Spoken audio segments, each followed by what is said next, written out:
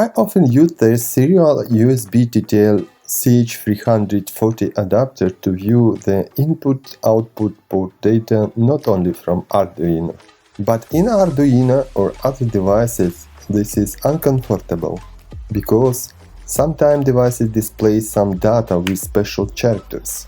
Therefore, I use the Console Altern 2 application under macOS on a MacBook.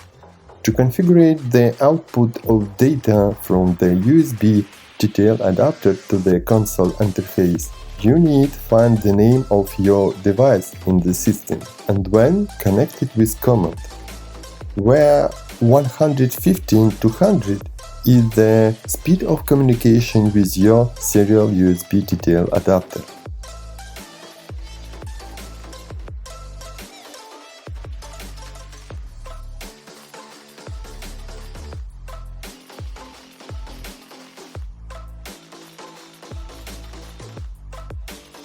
Today that's all. I will hope to see you next time.